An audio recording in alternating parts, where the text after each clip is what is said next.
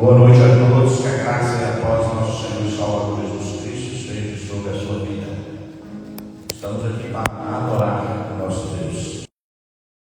Salmo de número 84, versículo de 1 a 4, ele vai dizer: quão amáveis são os teus tabernáculos, Senhor dos exércitos. A minha alma suspira e desfalece pelos atos do Senhor. O meu coração e a minha carne exultam pelo Deus vivo. O pardal encontrou casa, e a andorinha ninho para si, onde acolhe os seus filhotes. Eu, os teus altares, Senhor dos exércitos, Rei meu e Deus meu. Bem-aventurados que habitam em tua casa, louvam-te perpetuamente. Veja, queridos, que o salmista aqui está com saudade do templo. Mas nós hoje não, nós temos o templo, lugar de encontro do povo de Deus, lugar de adoração. Que nós possamos estar com o salmista, desejosos de estar na presença de Deus. Por isso ele diz: a minha alma suspira como a coça. Veja que a coça, ela é um animal que ama a água. Sem água praticamente ela não vive. Ou seja, que eu e você possamos desfrutar da presença de Deus. Porque sem a presença de Deus nós não vivemos. Por isso, em nome de Jesus, sejam todos bem-vindos a este lugar para juntos adorarmos o nosso Deus. E eu quero te convidar a colocar-se de pé e juntos nós vamos entoar o hino de número 11, Trindade Santíssima. Santo, Santo, Santo é o nosso Deus Todo-Poderoso.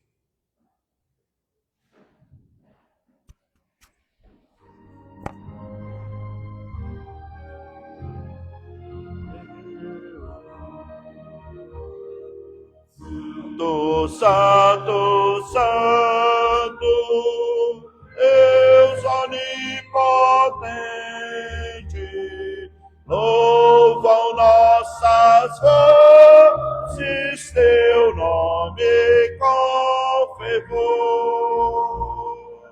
Santo, Santo, Santo, justo e compassivo, és Deus de homem, excelso Criador. Santo, Santo, Santo, nossos pecadores não podemos ver tua glória sem temor. Tu somente és santo, só tu és perfeito, Deus soberano, imenso em teu amor. Santo, Santo, todos os remédios juntos com os anjos proclamam teu louvor. Antes de formar-se o firmamento e a terra, eras e sempre és, e has de ser, Senhor.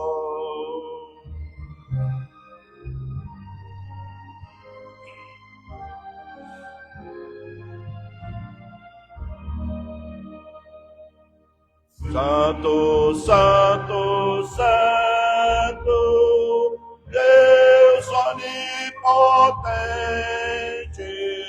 tuas obras louvam teu nome com fervor. Santo, Santo, Santo, justo e compassivo, Deus soberano, excelso Criador. Amém. Podem sentar, queridos. Quero convidar a irmã Eufrásia para que eleve a Deus oração de louvor. O irmão Toninho vai levar o microfone aí. Uma oração de louvor ao nosso Deus.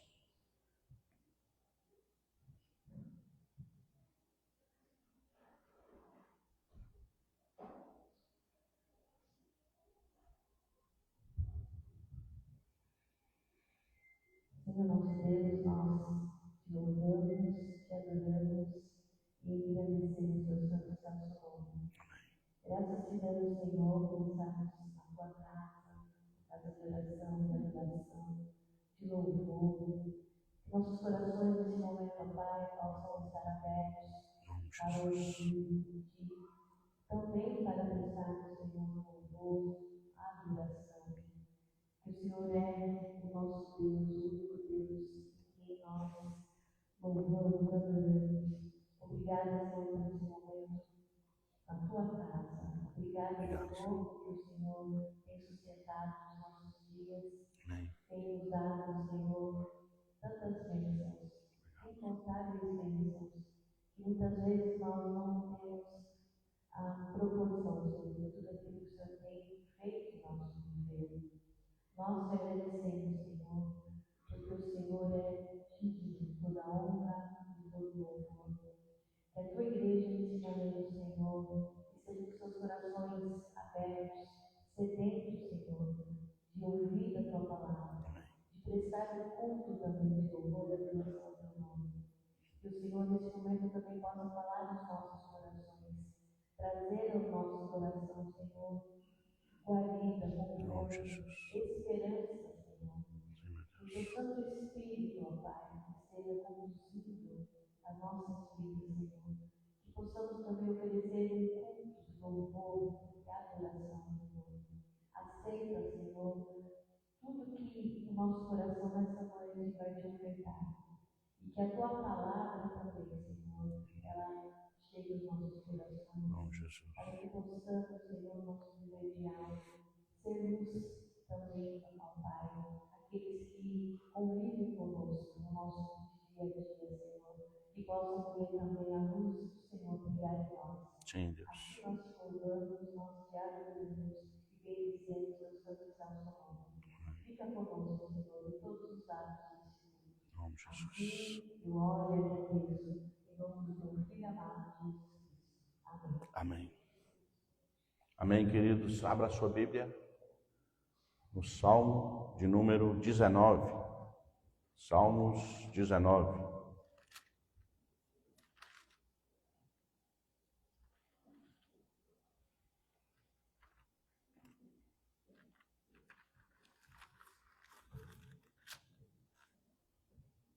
Versículos de 1 a 6. Eu lerei os ímpares e os irmãos os pares.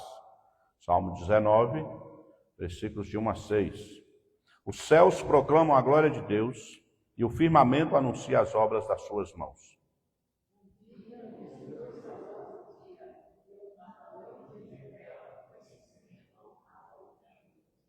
Não há linguagem nem há palavras, e deles não se ouve nenhum som.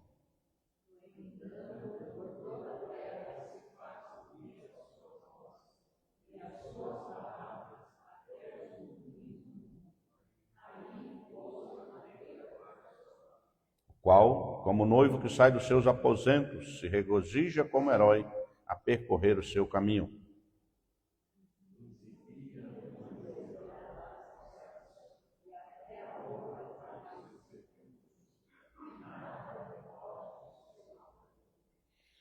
Veja, queridos, o salmista aqui, ele inicia o salmo dizendo: os céus proclamam a glória de Deus e o firmamento anuncia as obras das suas mãos. Veja que esse salmo nos convida a contemplar a natureza e a grandiosidade do universo como um testemunho silencioso, mas constante, do poder, da ação e do mover de Deus, a partir da majestade desse Deus Criador. Veja que há uma revelação divina aqui, na primeira parte desse salmo, uma revelação natural. A criação demonstra isso. E há uma segunda parte aqui nesse salmo, que nos chama para uma existência a partir de um Deus inteligente e soberano. É esse Deus que nós adoramos em uma mensagem que é universal e contínua, alcançando todos os povos sem precisar de palavras. Mas ele nos convida a adorá-lo, a louvá-lo nessa noite.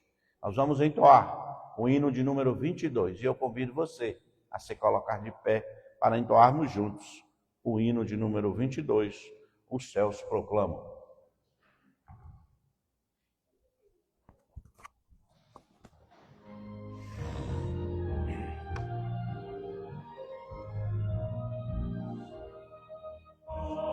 Altamente os céus proclamam seu divino Criador, anuncia permanente tuas obras, ó Senhor, incessante, noite e dia, são sinais do teu poder, sem palavra, reclamando, Deus excelso no seu saber. Majestoso o sol caminha, o céu meu resplendor, exultando em seu percurso, enche o mundo de calor, todo vence o universo, canta em coro teu louvor, e a nós vem doce ensino da palavra do Senhor.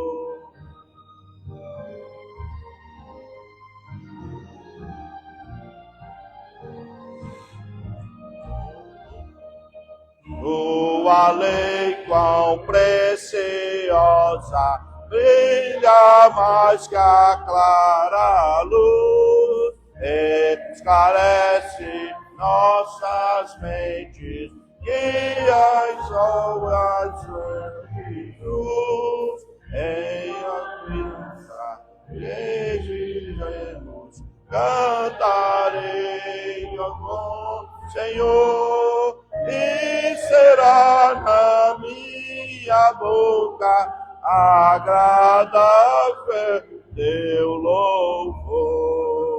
Amém. Amém. Podeis assentar. Eu quero convidar o presbítero Josevaldo para que eleve a Deus uma oração. O irmão Toninho vai trazer aí o microfone.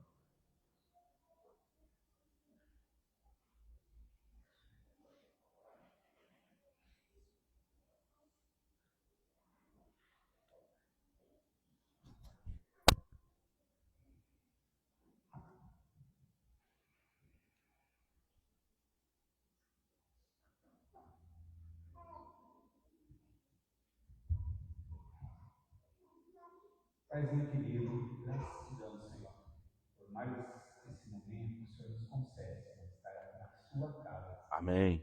Casa essa que temos aqui o prazer de estar presente como família, Senhor. Aleluia.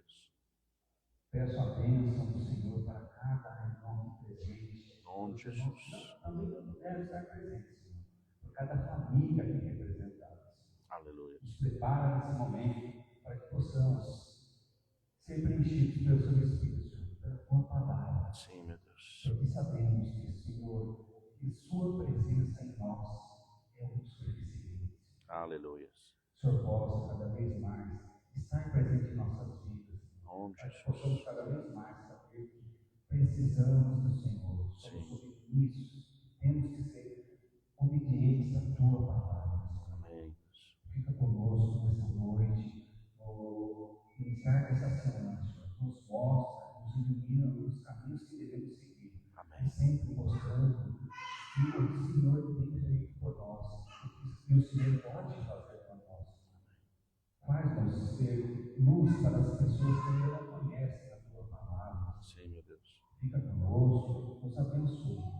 Obrigado pela sua misericórdia e pela sua graça conosco. Amém. Sabemos que não somos merecedores, mas o teu amor é sublime e nos faz nos preencher. Eu peço e agradeço em nome do Senhor Jesus. Amém. Amém. Queridos, abra sua Bíblia no Salmo de número 32. Salmos de número 32. Vamos ler os versículos de 1 a 5. Salmos de número 32.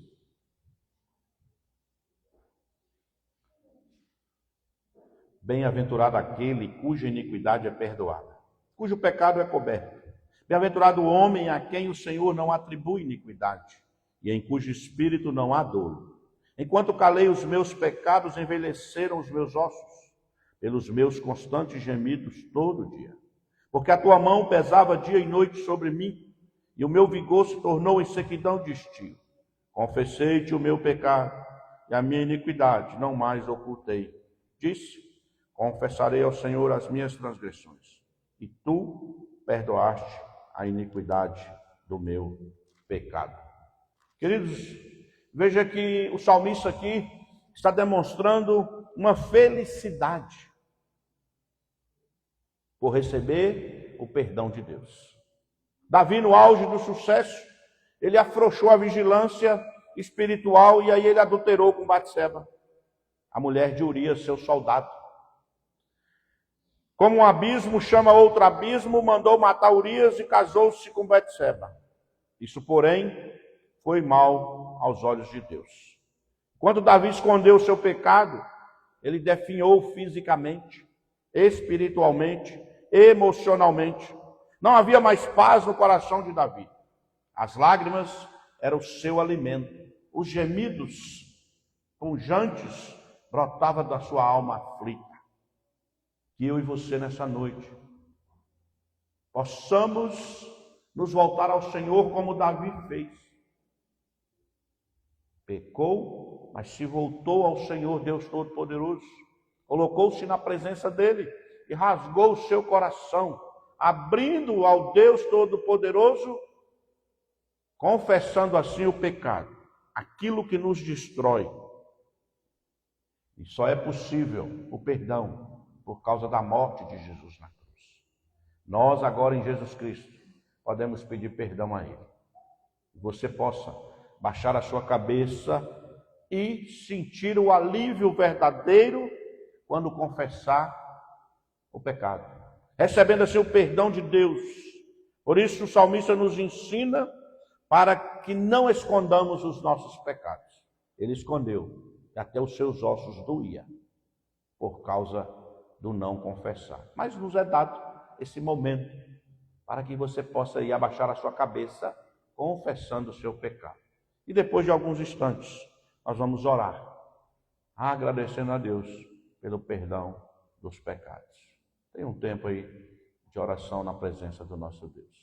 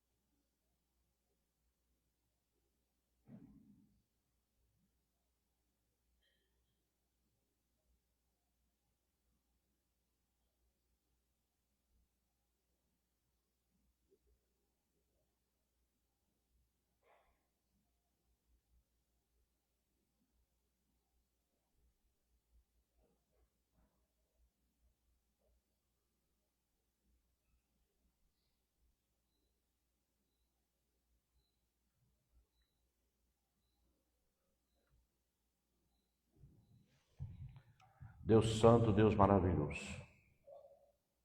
Em nome de Jesus, o Senhor, ó Deus, ouça as orações que estão sendo feitas nesse momento, neste lugar. Orações de confissão. Que nenhum saia daqui, ó Deus, sem confessar o pecado, para que o espírito não saia daqui, ó Deus, triste. Mas que o Senhor, em nome de Jesus, com o teu perdão, nos liberte da escravidão do pecado. Em nome de Jesus, que o Senhor traga cura aos corações nessa noite.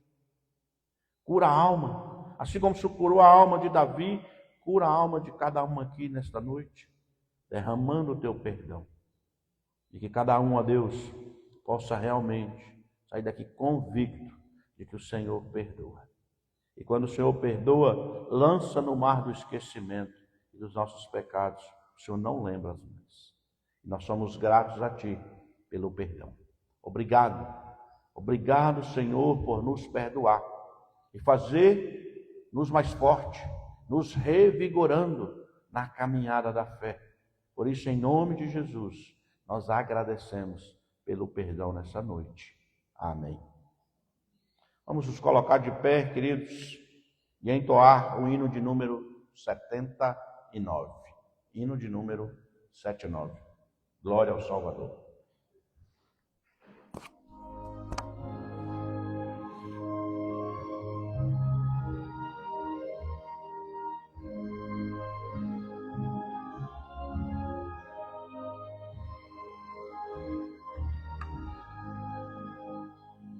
Chegado à cruz do bom Salvador, prostrado aos pés do meu Redentor, Ele atendeu logo ao meu clamor. Glória ao Salvador, glória ao Salvador, glória ao Salvador. Eu sei que Cristo já me salvou. Glória ao Salvador.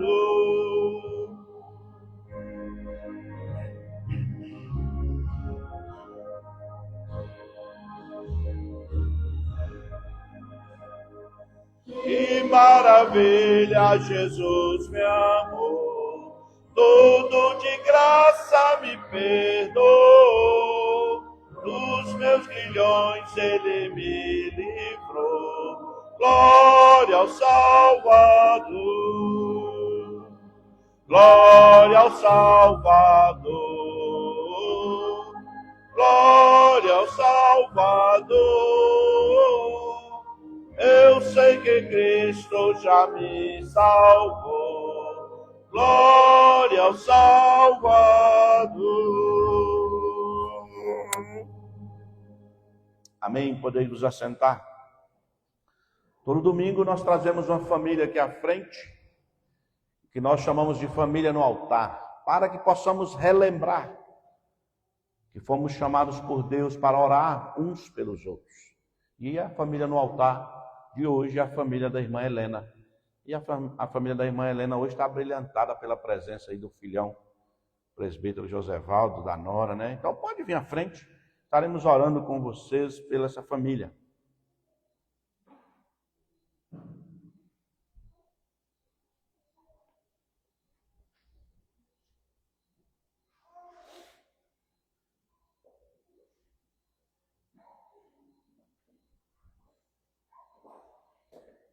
Paz do Senhor, irmã Helena.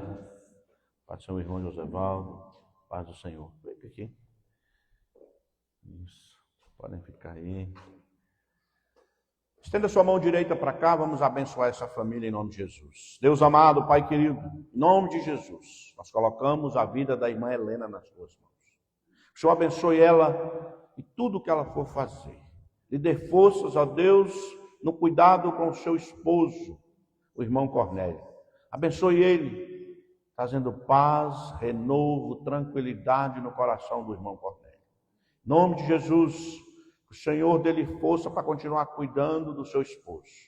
E abençoe, ó Deus, esta família, derramando a bênção do Senhor sobre cada um dos seus filhos, netos, em nome de Jesus. Abençoe, Paizinho. Nós somos gratos por essa família. E da mesma forma nós te pedimos que o Senhor abençoe todas as famílias que fazem parte da Igreja Presbiteriana, aqueles que estão aqui nessa noite. O Senhor derrame a tua bênção sobre cada lar, sobre cada representante aqui, e que abençoe a família da fé, para que continuemos fortes, sendo servos na presença do Senhor. Nós oramos em nome de Jesus Cristo. Amém. Deus abençoe. Deus abençoe. Está feliz aí, né, dona Ana? Então tá bom. Deus abençoe. Queremos convidar aqui o irmão Rodrigo, né? Já está aqui conosco para nos conduzir nos louvores ao nosso Deus nesse instante.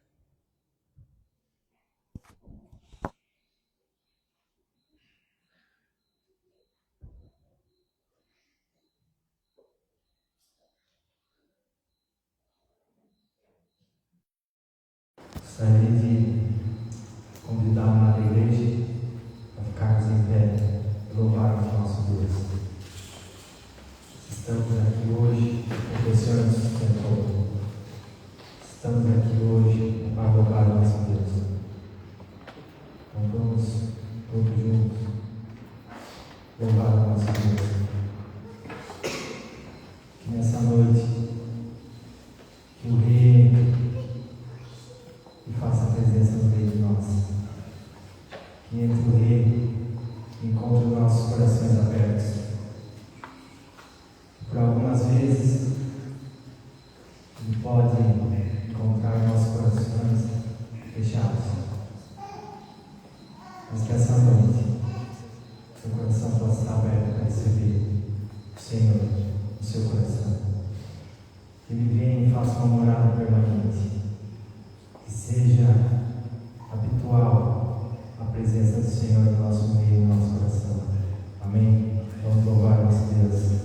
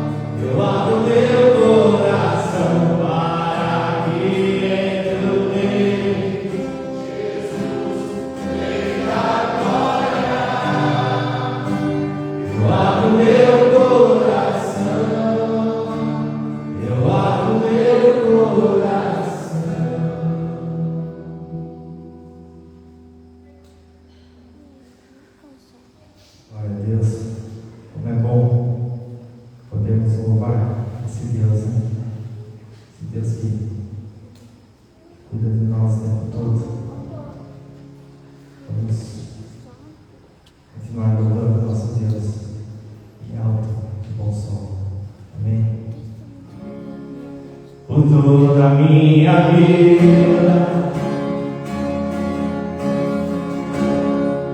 ó Senhor, te louvarei, pois meu corpo é tua vida, e cantar e dançarei. Posso ouvir a tua voz,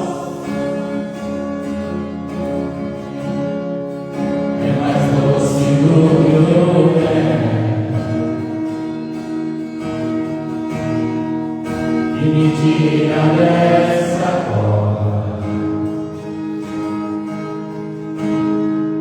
e me leva até o céu.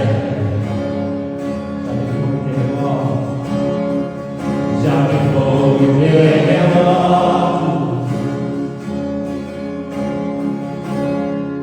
vento forte que me arrastou, já me livra dos perigos, mas tua voz me acalmou. Tu dá ordem às estrelas e ao mar os seus limites. Eu me sinto tão seguro, o teu colo altíssimo. A igreja, minha alma, não há Senhor, nem portas que se fechem diante da tua voz, não há doenças, nem culpas que ninguém te pede diante de nós. E a tempestade se acalma na voz daquele que tudo criou, pois tua palavra é pura, escuta o que Deus.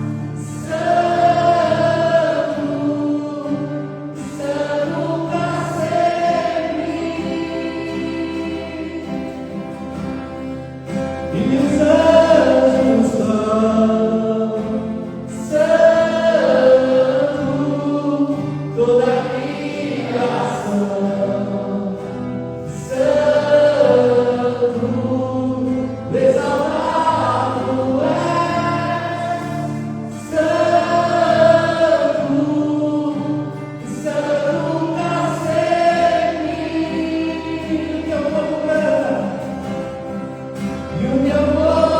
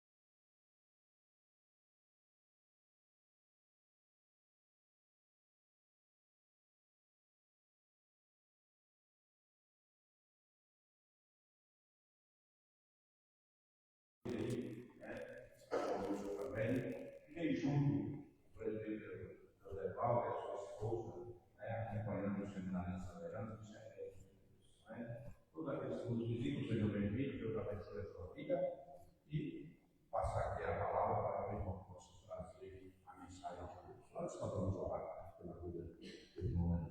Deus amado, Pai querido, diante do Senhor está o teu servo, teu filho, a quem o Senhor chamou, a quem o Senhor escolheu antes da fundação do mundo.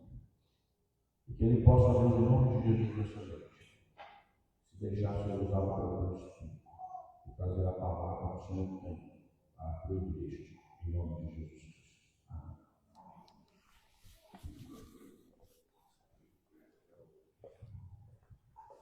Boa noite, meus irmãos. Que a graça e a paz do nosso Senhor Jesus Cristo esteja convosco também. Posso pôr aqui do lado, Lula?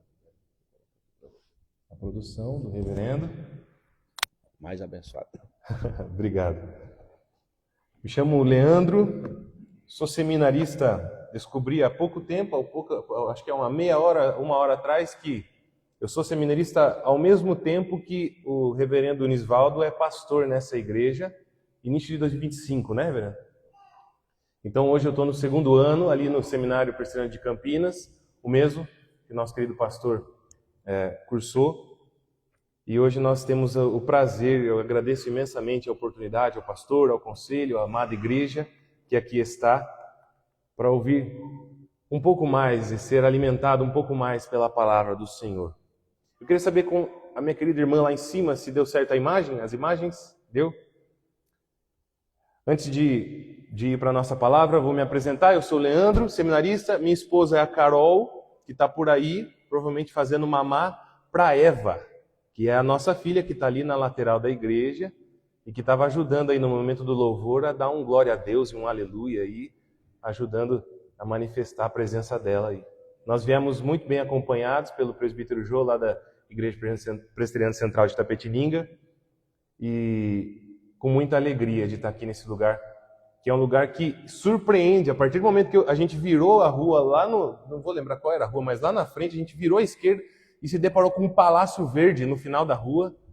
E eu falei, que coisa linda. Dá para ver de longe. Igreja maravilhosa. Meus parabéns aos irmãos. E vamos para o motivo mais importante de nós estarmos, de eu estar aqui, para que nós possamos aprender um pouco mais da palavra do Senhor. Antes da gente adentrar especificamente a Bíblia, eu pedi para a nossa querida irmã de colocar algumas imagens. Você pode pôr a primeira, por favor, a número 1? Olha aí. Será que você conhece essa pessoa? Talvez por nome ou talvez por aparência, não sei. Esse rostinho bonito. Benjamin Franklin. Talvez você não conheça. Se você não conhece, eu vou te apresentar quem é essa pessoa. Benjamin Franklin, ele foi um dos pais fundadores do que hoje nós conhecemos como os Estados Unidos da América. Foi alguns o chamam de presidente dos Estados Unidos, entretanto, o USA, né, os Estados Unidos da América, eles ainda não tinham se formado como república propriamente dita, então é correto chamá-lo de pai fundador, um dos maiores pais fundadores dos Estados Unidos. O próximo, na imagem 2, talvez seja menos conhecido ainda. Olha aí. Henry Ford. Pode ser que você não conheça a feição dele, né, a estética dele. Talvez você não conheça o primeiro nome dele também, mas o segundo nome eu tenho certeza que você já ouviu falar. Foi um gênio do automobilismo e que originou o que a gente conhece hoje como o Ford Car Company, a empresa de carros Ford, que para muitos é uma alegria, para outros dá algumas dorzinhas de cabeça, mas faz parte. Henry Ford, um gênio do automobilismo que mexeu com a indústria mundial e participou ativamente aí de parte da revolução, de uma das revoluções industriais que a gente tem e que a gente estudou aí no nosso ensino médio. E a terceira imagem, por gentileza. Esse eu acho que é o mais conhecido, talvez o mais simples de ser lembrado. Martin Luther King Jr. Foi um ativista norte-americano que esteve a favor de causas com embasamento cristão, mas principalmente contra o racismo, a favor dessa liberdade de expressão e de ir e vir. Grandes nomes, esses 3 nomes estão localizados na lista dos 100 nomes mais importantes da história da humanidade. Olha só. 3 nomes mais importantes, não é da atualidade, tá? Não é do ano de 2026, é da história da humanidade, desde o primeiro homem que já existiu até os dias de hoje. Esses 3 nomes estão nessa lista. Obrigado, a gente pode tirar essa imagem já agora. Então, eu faço a pergunta para os irmãos, para fazer os irmãos pensarem no seguinte: o que esses 3 nomes têm em comum? O que esses 3 nomes dividem? Qual característica esses 3 nomes têm em comum? Talvez você vá pensar o seguinte: foram grandes líderes. Ou talvez ficaram famosos pela história. Nomes que mexeram com muita gente, que mobilizaram muitas pessoas, que criaram movimentos. Ou talvez, como eu ouvi lá no culto de jovem, onde eu pude trazer essa mensagem também: Leandro, os 3 já faleceram. É uma característica que tem em comum, mas não são essas que eu estou buscando hoje. Não são essas características que eles têm em comum que são importantes para nós hoje. O que eles têm em comum e que é relevante para nós é que nenhum deles seria capaz de conduzir a igreja do Senhor. Caraca, Leandro, você está afirmando algo pesado.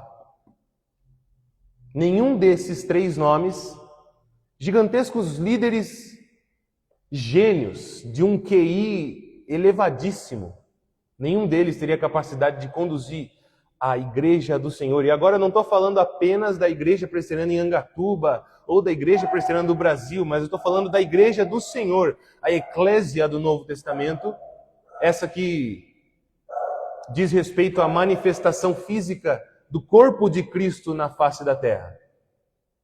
Nenhum desses 3 seria o suficiente para conduzir essa igreja.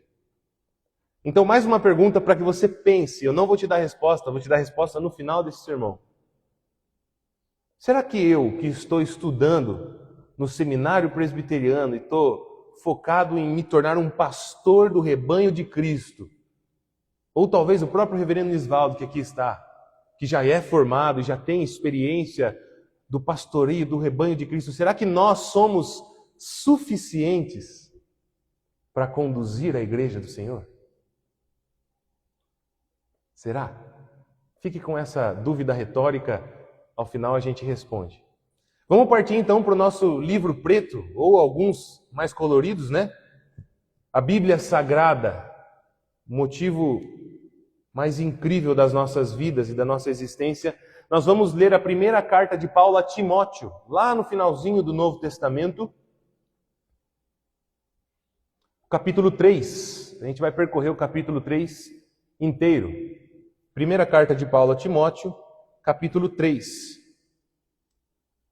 E quando nós olhamos para esses nomes, que a gente viu as imagens, as fotos deles, ao mesmo tempo que eu falo que eles não são o suficiente, então, o que é que Deus espera da condução de sua igreja? Se nem mesmo um gênio do automobilismo, um ativista inteligentíssimo que movimentou muita gente e mexeu com a estrutura cultural de um país,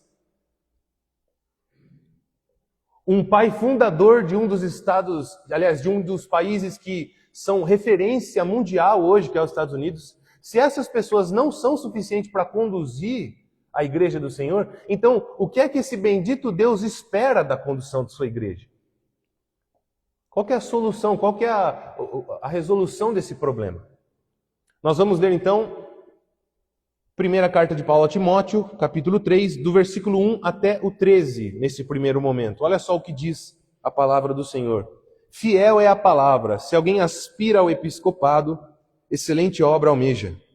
É necessário, portanto, que o bispo seja irrepreensível, esposo de uma só mulher, temperante, sóbrio, modesto, hospitaleiro, apto para ensinar, não dado ao vinho, não violento, porém cordato, inimigo de contendas, não avarento, e que governe bem a própria casa, criando os filhos sob disciplina com todo respeito. Pois, se alguém não sabe governar a própria casa, como cuidará da igreja de Deus? Não seja neófito, para não suceder que se ensoberbeça e incorra na condenação do diabo. Pelo contrário, é necessário que ele tenha bom testemunho dos de fora, a fim de não cair no opróbrio e no laço do diabo. Semelhantemente, quanto a diáconos, é necessário que sejam respeitáveis, de uma só palavra, não inclinados a muito vinho, não cobiçosos de sórdida ganância, conservando o mistério da fé com a consciência limpa. Também sejam estes primeiramente experimentados e, se mostrarem irrepreensíveis, exerçam o diaconato. Da mesma sorte, quanto a mulheres, é necessário que sejam elas respeitáveis, não maldizentes, temperantes e fiéis em tudo. O diácono seja marido de uma só mulher e governe bem seus filhos e a própria casa. Pois os que desempenharem bem o diaconato alcançam para si mesmos justa preeminência e muita intrepidez na fé em Cristo Jesus. Essa é uma passagem, esse capítulo é uma passagem bem conhecida das assembleias presbiterianas, principalmente as assembleias de eleição, né? Nesse contexto, Paulo ele entrega a Timóteo uma lista de possíveis requisitos, né? Um checklist, como se fosse uma lista de receita para um bom líder da igreja. E nesse sentido, um líder oficial, propriamente dito, eleito pela própria igreja, aprovado, né? Como a gente vê no decorrer do capítulo. E uma das nossas falhas enquanto cristãos é analisar, né, olhar para a Bíblia e enxergar que alguns trechos da Bíblia não servem para nós. Quer ver um exemplo? Quando você vai fazer a sua leitura bíblica anual, cada dia você pega um trecho.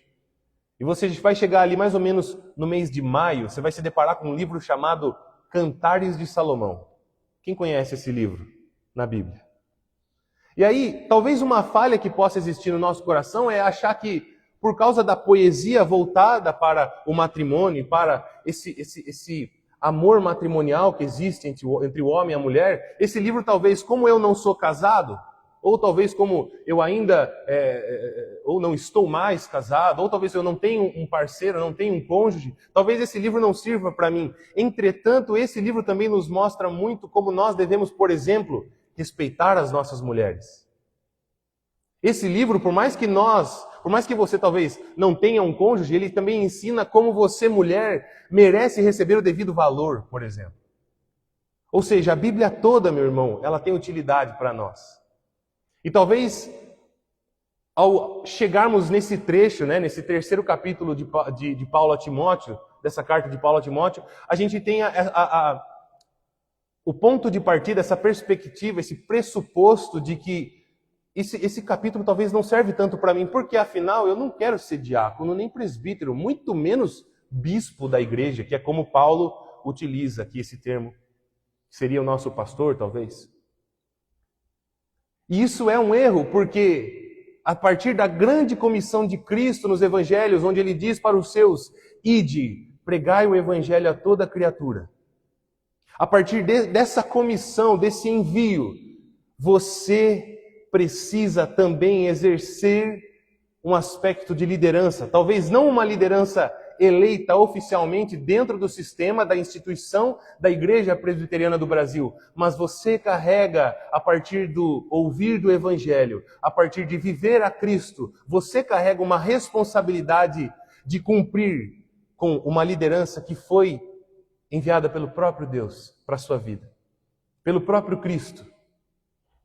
Talvez você não seja um eleito para o diaconato, talvez você não seja eleito um possível pastor, talvez esse não seja o caminho que a sua vida vai trilhar, mas sobre a sua vida estão requisitos de responsabilidade com a palavra, com o reino de Cristo, que são muito semelhantes a estes. Portanto, não são inválidos para nós.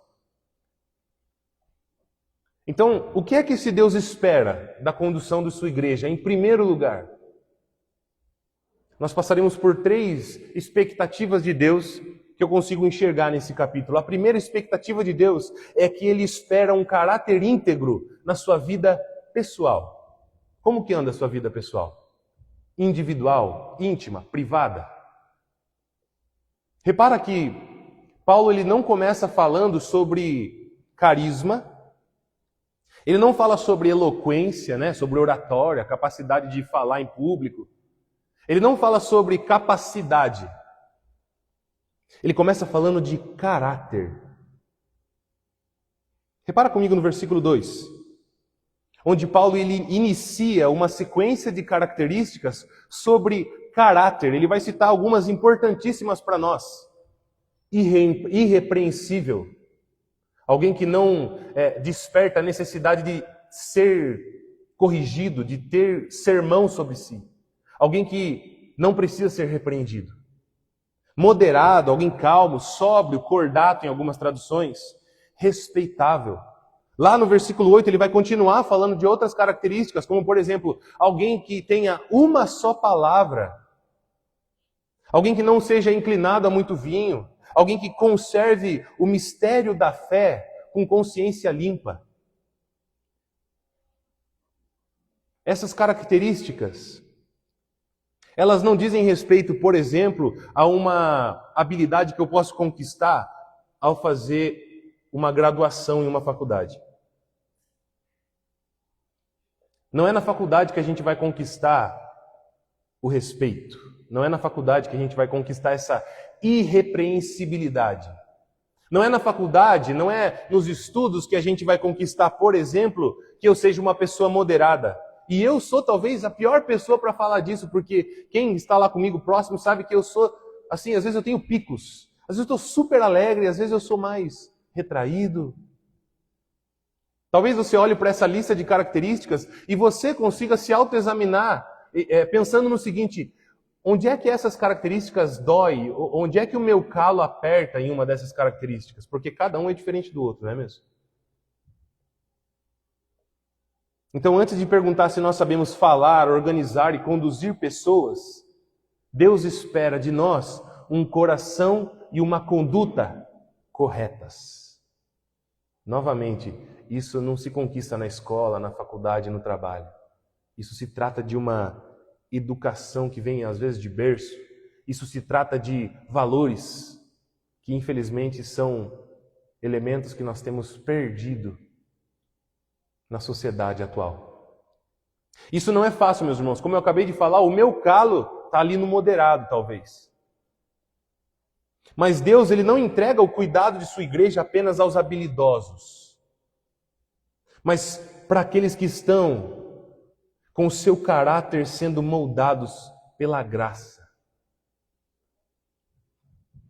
Isso é expresso na prioridade de Paulo. Quem almeja a obra, excelente obra almeja.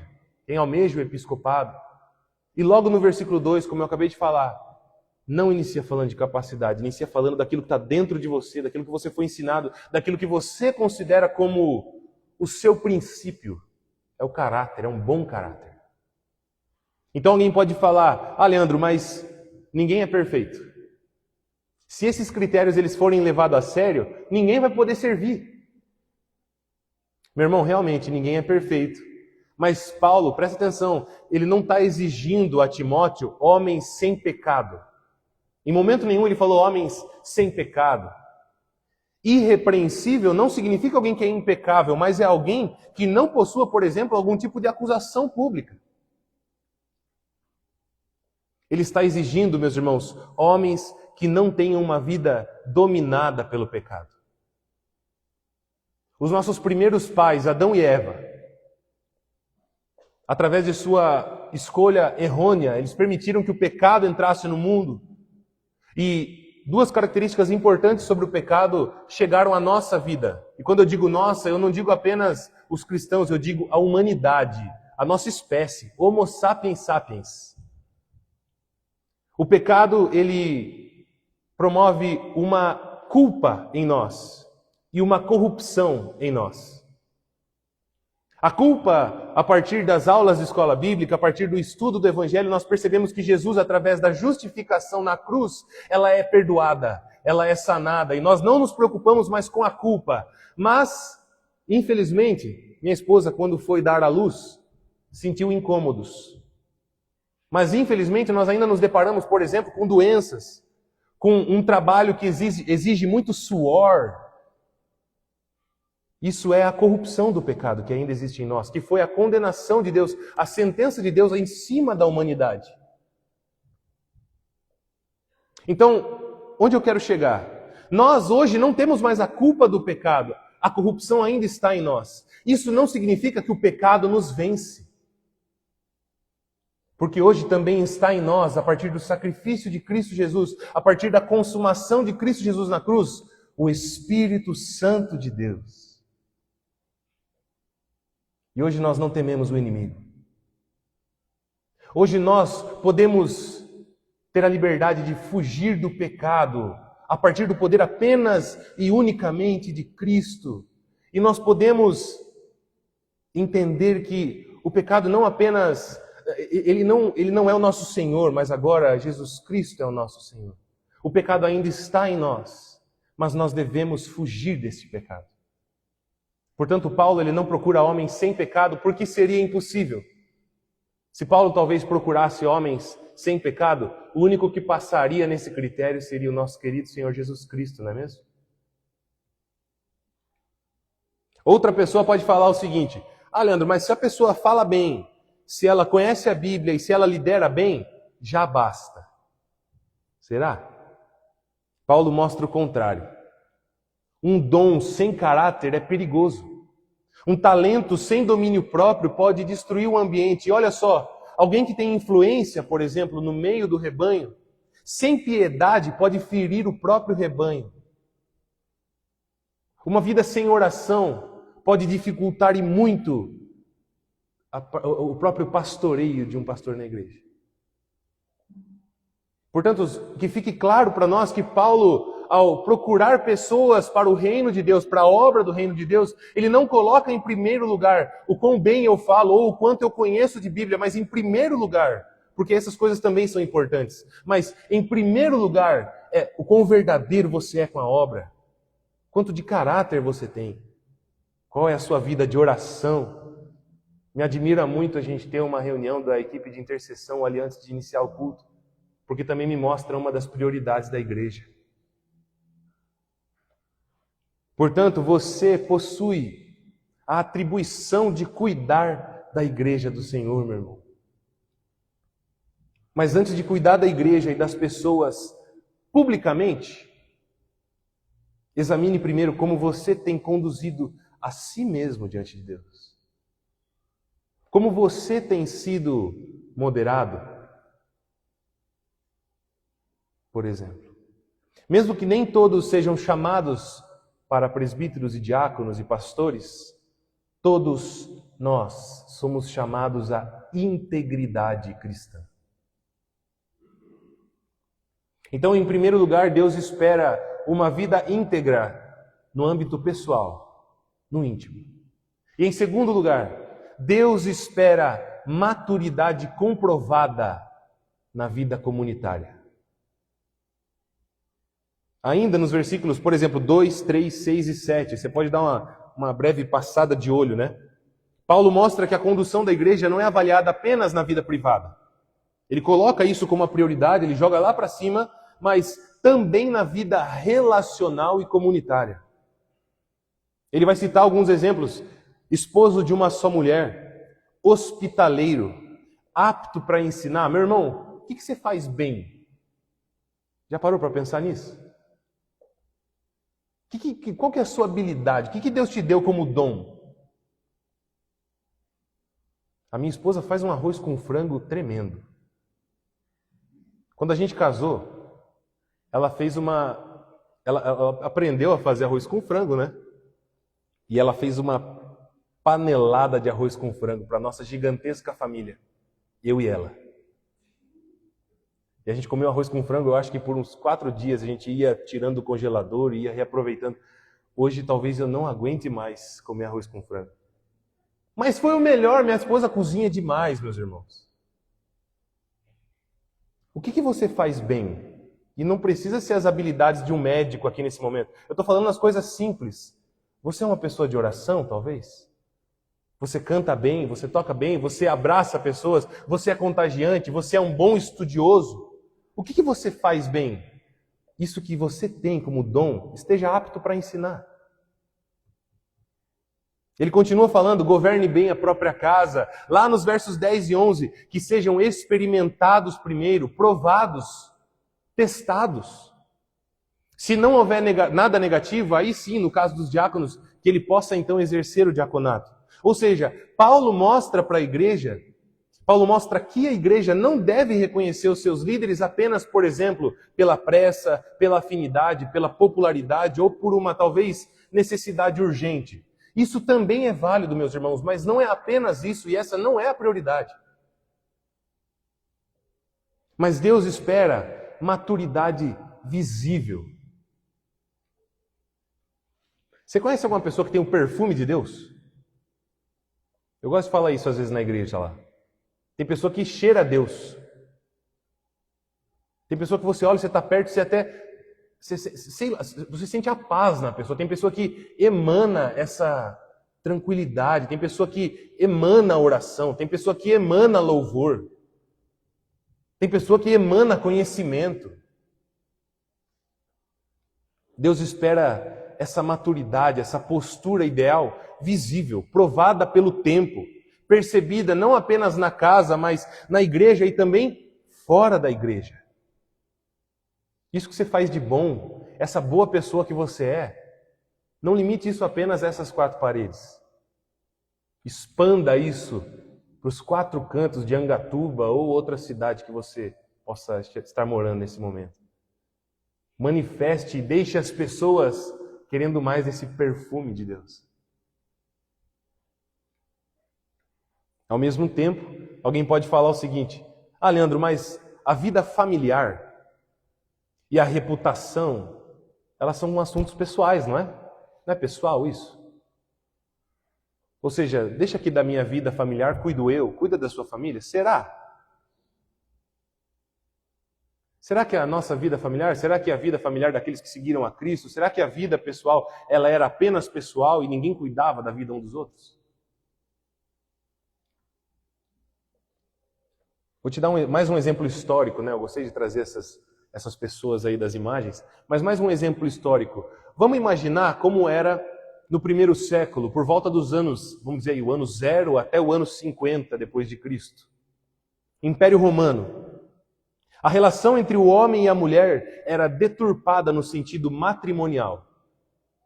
Talvez hoje a gente esteja acostumado, né, com isso que nós vivemos. Mas olha só, resumidamente, o casamento ele até era monogâmico. Você até precisava estar com uma pessoa apenas. Mas existia tolerância à imoralidade masculina, concubinas, escravas, prostitutas. As relações extraconjugais eram mais aceitas para os homens do que para as mulheres. Olha só que estranho, né? Ou seja, o relacionamento é monogâmico. É com uma pessoa só. Mas isso só para a mulher. Para o homem, tem uma colherzinha de chá, talvez. É claro que eu estou dando uma amenizada na situação, mas nós vemos situações muito problemáticas, inclusive na própria Bíblia, sobre isso. Então, quando nós analisamos esse argumento de que a vida familiar é algo pessoal e que não diz respeito ao outro, eu percebo que esse é um argumento que é contrário ao nosso evangelho. Por quê? Porque o evangelho, nessa época, nesse primeiro século, nessa estrutura, principalmente promovida pelo Império Romano, ele causou drásticas mudanças. Presta atenção. Primeiro, o evangelho ele confrontou o privilégio sexual masculino. O homem que podia antes exigir pureza da esposa, mesmo praticando ele relações extraconjugais, agora, por causa do evangelho, por causa da manifestação, por causa da influência do evangelho, ele passa a ser devoto a uma só mulher e considerando ela mesma como parte de si próprio. Agora, pensa o choque cultural que é eu chegar com uma palavra dessa numa sociedade que filosoficamente estava corrompida por pensamentos onde o homem é a perfeição, o corpo do homem é a perfeição. A mulher talvez só servisse para itens secundários. O Evangelho mudou a estrutura nesse quesito, confrontando o privilégio sexual masculino. Em segundo lugar, o Evangelho elevou a dignidade da esposa e da família. A mulher que antes era apenas um instrumento de reprodução, de descendência legítima, ou apenas servia para administrar a casa, passa a ser agora parte genuína da aliança do homem com Deus. Você tem noção do quanto nós estamos vivendo hoje, da graça que nós vivemos hoje, que foi conquistada, que foi promovida majoritariamente por causa desse evangelho que a gente carrega debaixo do braço? Às vezes a gente está acostumado com a nossa estrutura, mas ao olhar para minha esposa, eu agradeço a Deus porque hoje o nosso casamento só é assim, graças ao evangelho de Cristo, que mudou uma sociedade. Infelizmente, meus irmãos, a gente ainda vê esse aspecto sendo deturpado em algumas culturas, principalmente no Oriente Médio. Mas nós temos a graça de viver isso em plenitude. Em terceiro e último lugar, o Evangelho muda o critério de liderança. O homem que antes poderia ter influência por possuir bens, status, oratória e poder, agora passa a ser valorizado a partir da sua fidelidade. A partir do quanto ele é fiel na sua casa, a partir da sua reputação, do seu caráter e da sua maturidade. A sociedade é transformada. Ou seja, repito a pergunta, será que esses assuntos de família são apenas assuntos pessoais? Cada um cuida da sua vida e faz do jeito que quiser? Ou será que nós, que somos comissionados por Jesus Cristo, nós também somos chamados a mudar uma sociedade inteira? Isso não parou no século I. Isso continua até os dias de hoje. Na semana retrasada, no seminário, nós tivemos a oportunidade de estudar sobre a cultura da adoção, que é algo que, infelizmente, não é tão falado nas igrejas. A gente prega muito sobre a questão do aborto, e sim, nós precisamos ser contrários a essa força. Mas muito se fala sobre aborto e pouco se fala sobre as crianças que estão aqui conosco e precisam de apoio também. Quer ver um exemplo sobre como nós precisamos mudar uma sociedade? Nas filas de adoção, a maior parte daqueles que estão nessa fila não somos nós cristãos. Os ateus e outras denominações, outras religiões, vamos assim dizer, eles ganham da gente de maneira lavada. A gente é minoria. Talvez exista em nós um desejo de constituir uma família perfeita, né, entre aspas. Talvez exista em nós um desejo de continuar uma legitimidade de descendência, eu não sei, mas por algum motivo nós somos minoria no meio da adoção. E sabe quem que é maioria no meio da adoção? Os casais que são constituídos de um pai e outro pai. Ou os casais que são constituídos de uma mãe e outra mãe. Meus irmãos, a adoção ela é um campo missionário. Ela precisa de intercessão, precisa ser falada, precisa ser entendida. Nós precisamos agir com o Evangelho. Mas por que é que nós somos minoria nesse tipo de ambiente? E por que é que nós estamos vendo majoritariamente uma cultura que é contrária ao nosso Evangelho?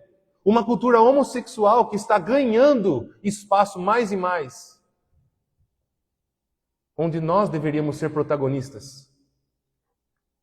Você consegue reparar como esses assuntos de família, de reputação, de maturidade, eles não são apenas algo pessoal? Com o Evangelho, meus irmãos, nós já mudamos uma sociedade e nós podemos mudar novamente. Nós podemos reestruturar, nós podemos mudar alicerces que a gente acha que não vai mudar, mas o Evangelho, Jesus Cristo, tem poder para agir na sociedade e age diariamente. Nós somos chamados para isso, não apenas os eleitos como os diáconos, não apenas os eleitos como presbíteros, mas todos aqueles que creem em Jesus Cristo como único e suficiente Salvador. Todos esses têm a missão de continuar o ID. nós temos uma missão importante. Nós somos chamados a liderar considerando que a nossa pessoalidade, ela é secundária. O Evangelho de Cristo em nós tem poder para mudar toda uma estrutura social quando nós o vivemos. Portanto, não despreze a convivência. Não despreze, por exemplo, os tempos de prova, os tempos difíceis. Não despreze a disciplina, seja ela vinda do próprio conselho, do próprio pastor ou do próprio Deus que trata conosco diariamente. Às vezes a gente vem na igreja, ouve a palavra e sai dando abraço e beijo em todo mundo porque foi uma delícia. Mas às vezes a gente sai da igreja até com dor na coluna porque Deus passou a rasteira na gente. É ou não é? Não despreze a disciplina do Pai, porque isso também é sinal de uma eleição. O Pai disciplina os seus filhos. Não despreze o aconselhamento, o tete-a-tete. Valorize a busca pela maturidade, valorize o discipulado, valorize o caminhar junto, valorize o contato com o seu pastor, valorize o contato com o seu conselho. Valorize estar perto de alguém que vai te aproximar do Evangelho. Valorize a vida em comunidade. Valorize a sua postura, porque olha só, o modo como você trata a esposa, marido, filhos, pais, irmãos, pessoas próximas, revela muito sobre como é a sua compreensão do Evangelho. O modo como você vive publicamente, comunitariamente, me mostra muito sobre como você compreende esse livro de milhares de páginas aqui. Então Deus espera uma vida íntegra no âmbito pessoal. Deus espera uma vida comunitária, uma maturidade comunitária comprovada no meio do corpo de Deus, que é o corpo de Cristo, que é a igreja. Em terceiro lugar, Deus espera uma igreja conduzida pelo mistério da piedade. Se você for ler as cartas de Paulo na Bíblia, no Novo Testamento, você vai se deparar que em diversos momentos ele vai trazer essa alusão da palavra mistério. Vivam o mistério da piedade. E o que é esse mistério, afinal? Agora, portanto, eu convido os irmãos para a gente avançar para os últimos versículos desse capítulo. Nós estávamos até o 13, né? Vamos ler agora os versículos 14, 15 e 16. Olha o que diz a palavra do Senhor. Primeira carta de Paulo a Timóteo, capítulo 3, versículos 14 a 16. Escrevo-te estas coisas esperando ir ver-te em breve, para que, se eu tardar, fiques cientes de como se deve proceder na casa de Deus, que é a igreja do Deus vivo, coluna e baluarte da verdade. Evidentemente, grande é o mistério da piedade, e aqui ele começa a anunciar. Qual é esse mistério da verdade? Aliás, mistério da piedade. Aquele que foi manifestado na carne, foi justificado em espírito, contemplado por anjos, pregado entre os gentios, crido no mundo e recebido na glória. Quem é esse mistério da piedade? Jesus. E Deus espera que a nossa igreja, que você como igreja, seja conduzido pelo mistério da piedade. Olha só, especificamente, por enquanto, os versículos 14 e 15. Paulo, ele apresenta o propósito desse trecho da carta. Não é apenas cuidar da igreja com cargos, é importantíssimo, a igreja precisa se organizar, mas não é apenas isso. Nesse momento, Paulo trata conosco como nós devemos proceder na casa de Deus, que é a igreja do Deus vivo, coluna e baluarte da verdade. Coluna e baluarte da verdade. Meus irmãos, nós estamos chegando num clima de Copa do Mundo, né? Tem muita gente animada, tem muita gente que ficou chateada com a escalação do Neymar. Mas, ao analisar a Copa do Mundo, ao analisar essa torcida que existe, eu gosto de olhar para os símbolos que cada um dos jogadores vestem, que são os uniformes dos times de futebol. Cada um deles veste um uniforme que carrega uma mensagem, né? Tem uma cor que significa uma coisa, tem um símbolo que o desenho ele representa uma coisa, tem um significado, ele representa que essa pessoa está devota, está atrelada a uma instituição. No caso, a Confederação Brasileira de Futebol, né? O nosso time, a seleção brasileira. Ou talvez um time que menor que a seleção, né? Um Corinthians, um Flamengo. Mas nós, como igreja, nós carregamos o baluarte da verdade. Você não utiliza, mas é como se nós utilizássemos diariamente um uniforme de um time de futebol, de um time gigantesco que é o time de Cristo, a igreja do Senhor Jesus, cujo qual Ele mesmo é o cabeça. E no seu peito, na sua conduta, na sua fala, está estampado a logomarca que é, na verdade, o sangue de Jesus Cristo, a cruz de Jesus Cristo. Nós carregamos esse baluarte diariamente. Nós somos a igreja de Cristo. A mensagem que nós devemos promover não deve ser nada mais, nada além do que a própria verdade. Portanto, não nos cabe a pregação de outro senhorio, de outra ideologia, de outra postura, outro testemunho, outra mentalidade que não seja a verdade.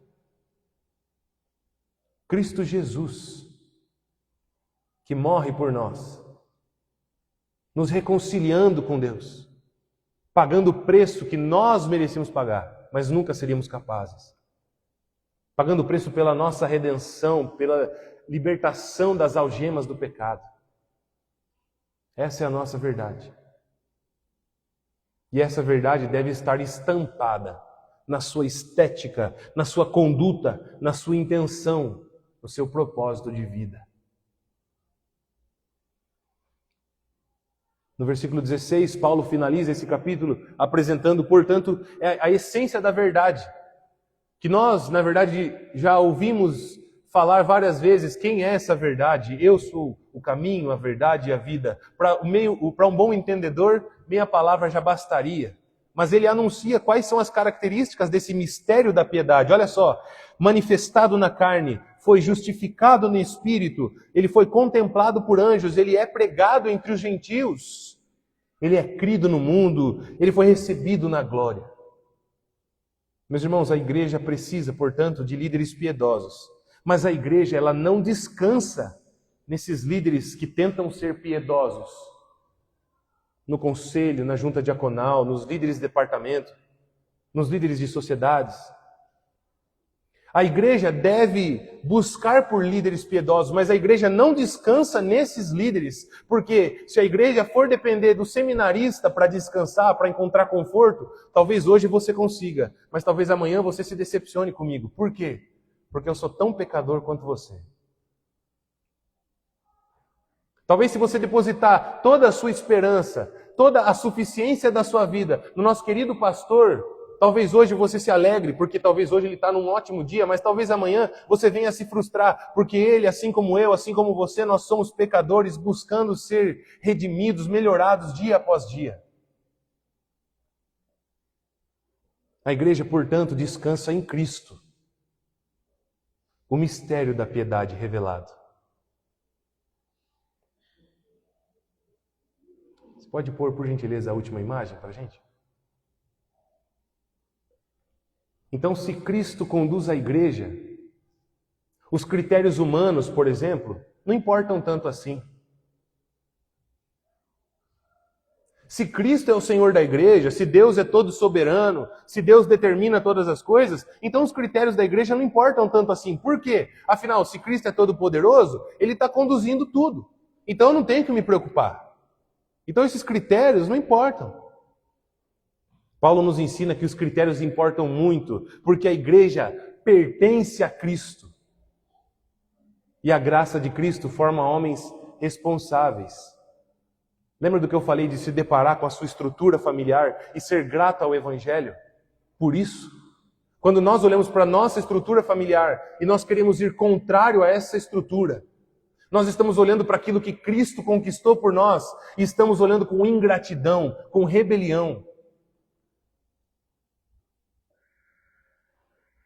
A graça de Jesus, que está conduzindo tudo, não elimina a nossa responsabilidade de sermos boas pessoas. O fato de Cristo perdoar os seus pecados não te dá liberdade de continuar se submetendo a essa vida de pecado, porque Cristo, quando abraça a mulher adúltera, ele diz para ela o seguinte: vá e não peques mais. Portanto, o quanto nós nos permitimos ser dominados pelo pecado, revela também muito sobre como é a nossa proximidade com a vida plena em Cristo.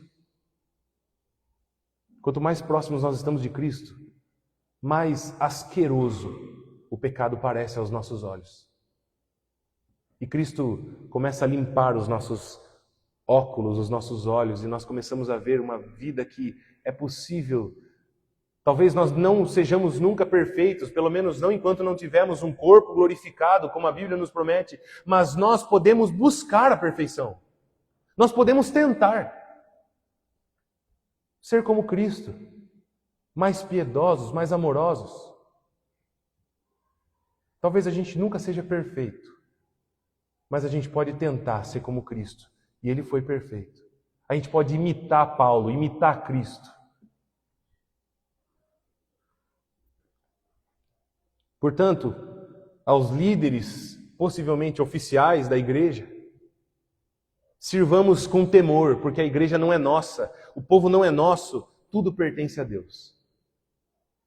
Aos membros da igreja, que talvez não tenham uma liderança eleita, oficial, não idolatre os líderes, mas também não despreze os líderes, porque é Cristo quem dá os seus líderes à igreja. É Cristo quem dá a liderança, a governança à sua igreja. Aos não cristãos ou aos visitantes que aqui estão, a esperança da igreja não está em homens moralmente superiores, mas sim em Cristo, que veio ao mundo, morreu por pecadores, como você, como eu, ressuscitou e foi recebido em glória. Agora, para todos, respondendo à pergunta do início, nenhum homem é suficiente para conduzir plenamente a obra do Senhor. Cristo, por meio da graça, Ele usa homens fracos como eu. Ele usa homens redimidos por Ele. Cristo prova, Cristo testa homens para servir. Cristo prepara pessoas para a edificação do seu próprio povo, do seu próprio corpo, da sua própria igreja. Benjamin Franklin não seria suficiente. Henry Ford não seria suficiente. Martin Luther King Jr. não seria suficiente. O seminarista Leandro não é o suficiente. O pastor Nisvaldo também não é o suficiente para conduzir a igreja do Senhor. Mas Cristo é suficiente. Cristo basta. Ele nos utiliza como instrumentos em suas mãos. Para finalizarmos, vamos caminhar ainda em uma das cartas de Efésios. Efésios capítulo 4. Nós vamos ler os versículos 7 e 8, e depois nós vamos ler os versículos 11 a 15. Efésios capítulo 4, versículos 7 e 8, e depois 11 a 15.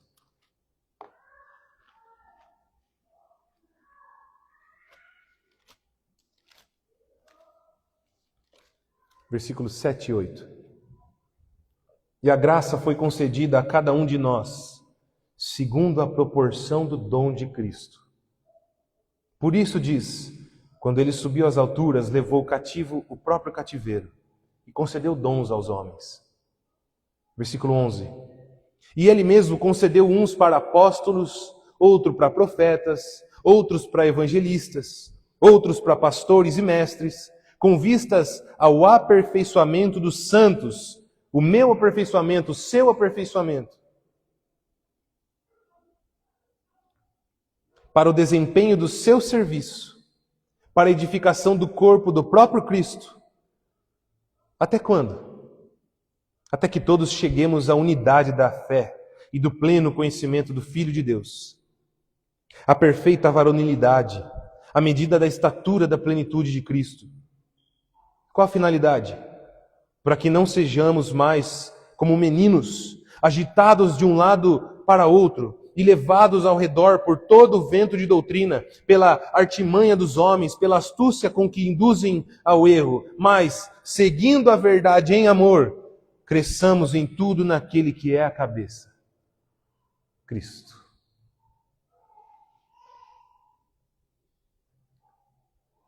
Dependa de Cristo, somente dele. Ame a sua liderança.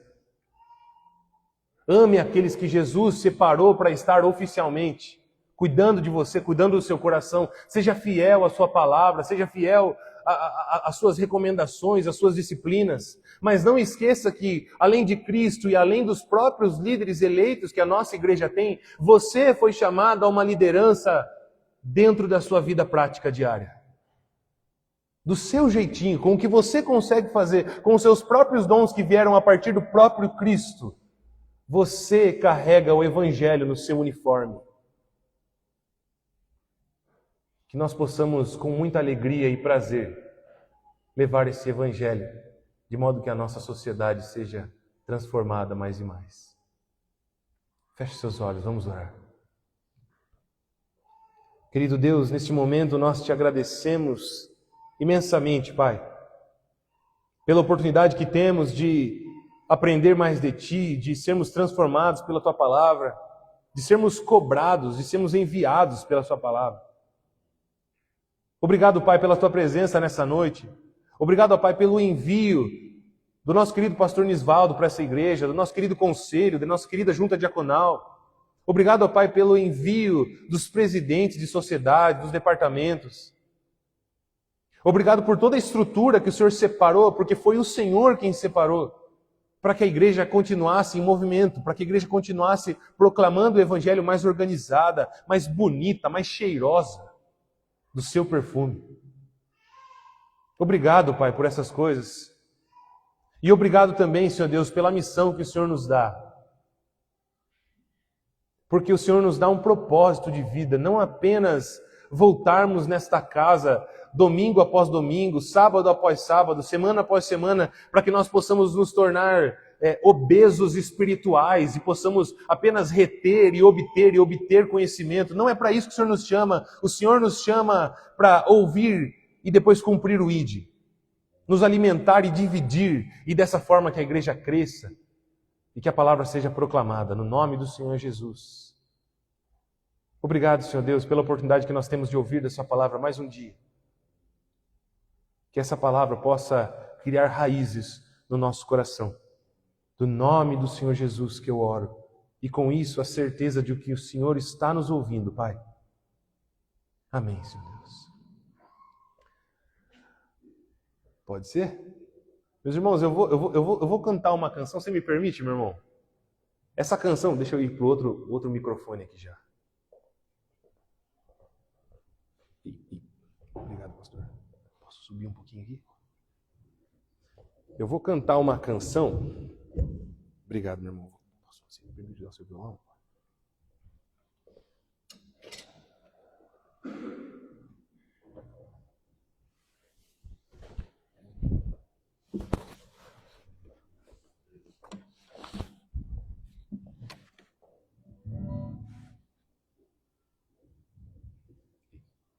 Vou cantar uma canção que ela deve ter uns 30 anos de idade, mais ou menos. Então talvez não seja todo mundo que vai conhecer, ou talvez seja a maioria que conheça, né, pastor? Não sei, porque ainda não conheci a intimidade da igreja, mas se você conhece, você pode me ajudar a cantar.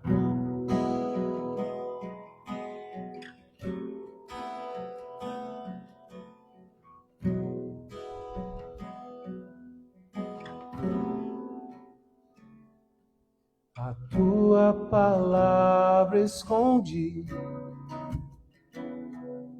guardada no meu coração, pra eu não pecar contra ti, Senhor. a tua palavra escondi. Minhas vestes no sangue lavei, e das tuas águas bebi, pra ser uma oferta agradável a ti. Minha vida te consagrei, meus dons e talentos são pra te servir. Meus dons preciosos são seus. Não vejo razão da minha vida sem ti. Tu és meu Senhor e meu Deus. Olha só. Assim como o fogo refina o ouro, vem tua obra em mim completa, até que o mundo possa ver tua glória em meu rosto brilha. Lembra do que a gente acabou de ser ensinado? Os seus dons e talentos não são para apenas ganhar visualização no Instagram, talvez, mas são para servir a Deus, seja fazendo uma cirurgia numa sala cirúrgica ou cozinhando arroz com frango. A gente foi chamado para usar o que a gente tem para servir a Deus. Então você que agora relembrou, cante comigo esse refrão. Meus dons e talentos são para te servir. Meus dons preciosos são teus. Não vejo razão na minha vida sem ti. Tu és meu Senhor e meu Deus. Assim como o fogo refina o ouro, vem tua obra em mim completa, até que o mundo possa ver tua glória em meu rosto brilha.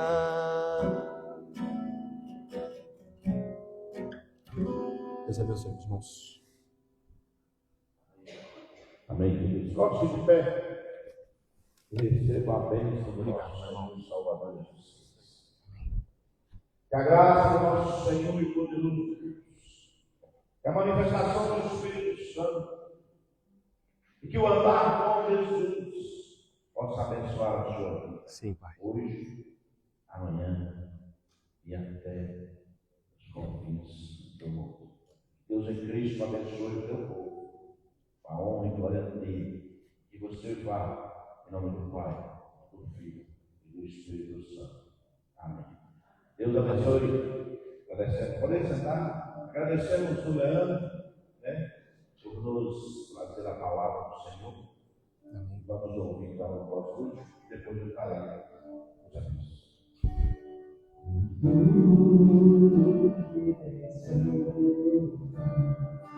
Tudo que vais fazer, por tuas promessas e tudo que és, eu quero te agradecer com todo o meu ser.